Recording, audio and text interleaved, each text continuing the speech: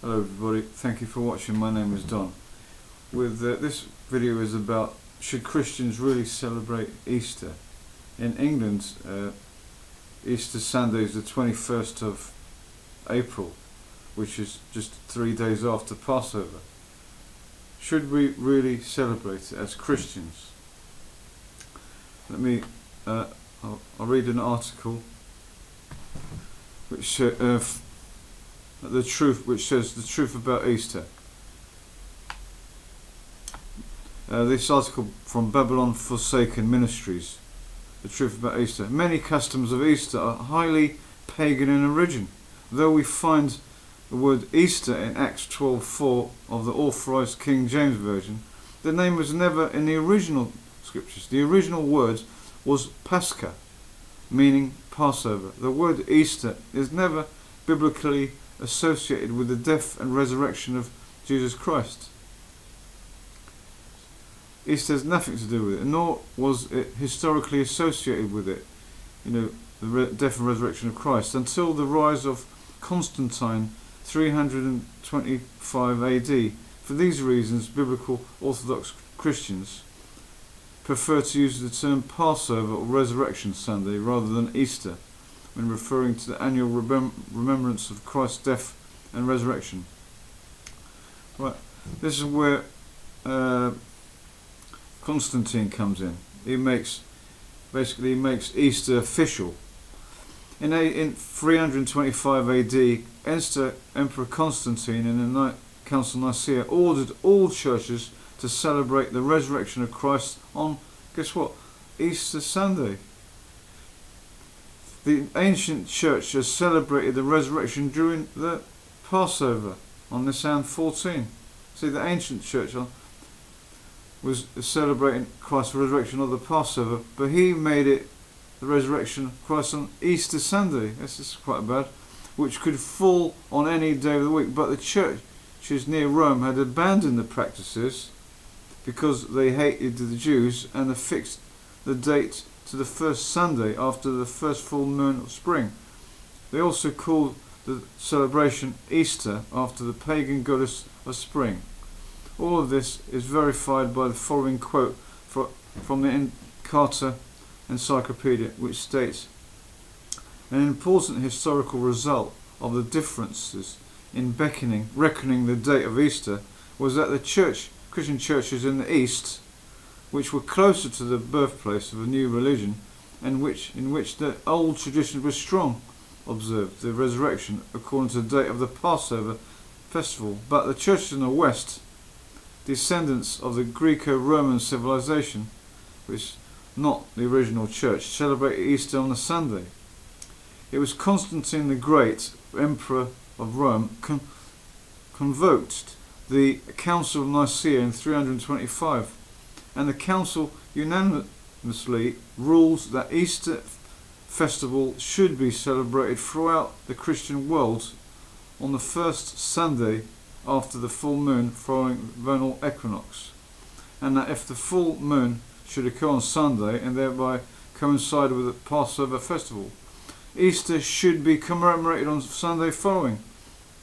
Coincidence of the feasts of Easter and Passover were thus avoided." And he goes on to state the name Easter probably comes from Astarte, the Anglo-Saxon name of the Teutonic goddess of spring and fertility, to whom was dedicated a month corresponding to April. Her festival was celebrated on the day of vernal equinox. Traditions associated with the festival survive in the Easter rabbit, a symbol of fertility, and the coloured Easter eggs, originally painted with the bright colours to represent the sunlight of spring, and used in Easter egg rolling contest or given to gifts. That's by the Carter Encyclopedia. So you see, when it seems that Easter was when Constantine became the Roman Emperor, he basically inaugurated Easter. He told everyone to celebrate it. It's got nothing to do with Passover, or the resurrection of Christ. And when he converted to Christianity, Constantine, because Rome was pagan, and as soon as he got converted to Christianity, because he saw a vision of the cross in the sky, he mixed pagan and Christian beliefs together. I believe he messed things up to please the pagans. Some pagan celebrations were mixed up. You can see the similarity. Christ was, after 3 days after Jesus died, he rose from the dead. Christ, but in the same way, Easter is celebrating the birth of spring. You see that things come to life, just like the egg. Here, as you can see, egg is a symbol of fertility. You see, it's all pagan, and the rabbit is a symbol of fertility. Also, let me see, there's a bit more here from the article. Basically, it goes further back from Constantine. He made it valid throughout the Roman Empire, but it goes back to Babylon, ancient Babylon, this pagan Easter celebrations. Let me see a little bit about that. This is the celebration of Nimrod, Tammuz, which is in ancient Babylon. This is the celebration of Nimrod, Tammuz revival is called Ostara, or Easter, probably in honour of his mother, or the mother of Nimrod, whose weeping brought him from the dead, brought him back to life, in other words. Ostara begins during the spring festival, which is considered holy by pagans.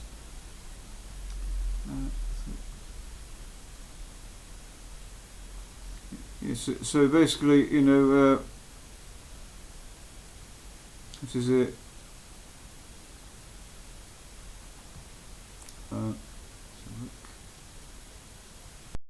As I said, Easter goes way back to ancient Babylon, really. And the article goes on to say this Easter egg, it is now what we know. Now that we know the origin of the word Easter, Ishtarte, that's from the Babylonian goddess of fertility, we can look at one of Easter's most loved symbols, the Easter egg. As I said, the symbol Easter egg. It said the egg was a sacred symbol among the Babylonians. They believed that the fable about an egg of wondrous size which fell from heaven into the river Euphrates from this marvellous egg, according to the ancient story, the goddess Astarte, in other words, that's where the word Easter comes from, was hatched. She was hatched from the egg. And so the egg came to symbolise the goddess Easter, and then it spread. And a bit more on the origins of Easter. The Encyclopedia Britannica comments, there is no indication of the observance of Easter festival in the New Testament or in the writings of the Apostolic Fathers. The sanctity of the special times was an idea absent from the minds of the first Christians, and that's 1910, volume 8, from the Encyclopedia Britannica. And the Catholic Encyclopedia also says a great many pagan customs celebrated the return of spring gravitated to Easter. You see how they mixed it up, Constantine? The egg is this emblem of the germinating life of early spring, and the rabbit is a pagan symbol and has always been an emblem of fertility.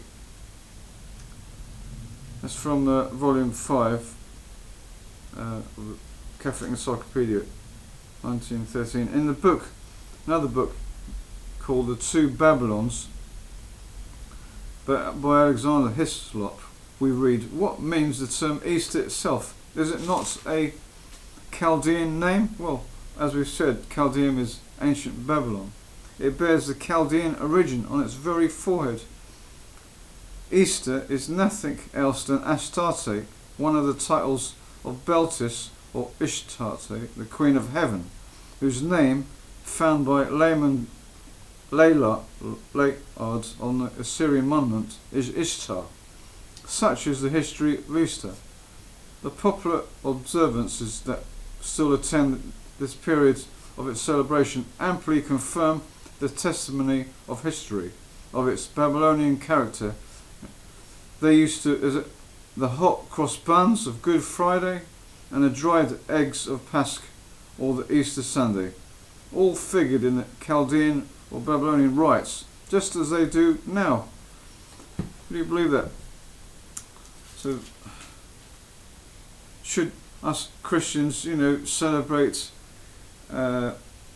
pagan Easter? It's got nothing to do with Christ's resurrection. We're not meant to celebrate Christ's resurrection or his birthday, but Passover. That's the true, we are told in the Bible to celebrate Passover when Jesus died for us. And, that Satan's very, very crafty because, in England, every time it's Easter, the children are, the schools are shut. So, because they want children to, have time off and celebrate the Easter. Rather than celebrating Passover, which is very important, 3 days earlier, which I will probably do a video about, Satan's very crafty. For many churches, celebrate Easter celebrations. Please be careful if you're in your local church is celebrating Easter. Have nothing to do with this because it comes from ancient Babylon. It's pagan, and Satan's very clever. He entices children with chocolate eggs, Easter eggs, and chocolate bunnies for children to eat. And it's just all just made to entice children into celebrating Easter, which is pagan. So if you're a Christian, avoid doing this and getting your children involved in celebrating Easter, but talk to them about Passover. That's more important. Where Christ died 3 days before Easter. And let me read some scriptures. Let's see. Ephesians. In other words, should Christians be celebrating this? It warns us not to. It says here. In other words, is there any objections to sharing in celebrations that have unchristian roots, as long as it is not done for religious reasons? That's but let's see what Ephesians 5, chapter 5, verse 10 and 11 says. Keep on making sure of what is acceptable to the Lord. And listen to this. And quit sharing with them in the unfruitful works that belong to the darkness, but rather even be reproving them. So in other words, no, you shouldn't have any part of unchristian celebrations. 2 Corinthians 6, 14 to 18. What fellowship do righteousness and lawlessness have? Or what sharing does light have with darkness? Further, what harmony is there between Christ and Belial, pagan god? Or what portion does a faithful person have with the unbeliever? And what agreement does God's temple have with idols? Therefore, get out from among them. And this is it. And what agreement does God's temple have with idols? Therefore, get out from among them and separate yourselves, says God Yahweh, and quit touching the unclean thing. I will take you in, and you will be sons and daughters to me, says Yahweh the Almighty. You see, so Genuine love for God and a strong desire to be pleasing to Him will help a person to break free from unchristian practices that may have an emotional appeal. It's very enticing, Easter. A person who really knows and loves God does not feel that by shunning practices that honour false gods or that promote falsehoods, he is in any way deprived of happiness.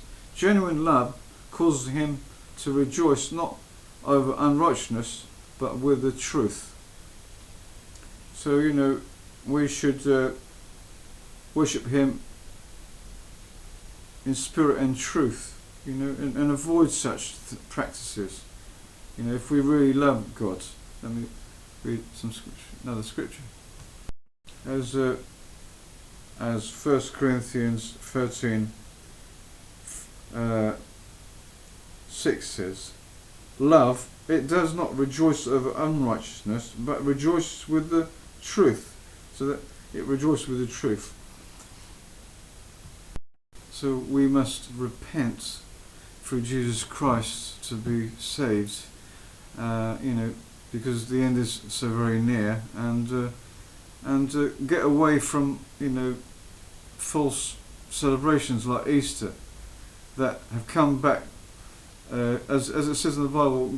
Get away from Babylon the Great, because she will be destroyed. False religion, that is, that holds to these ancient pagan Babylonian customs. So anyway, I hope you enjoy this, and God bless.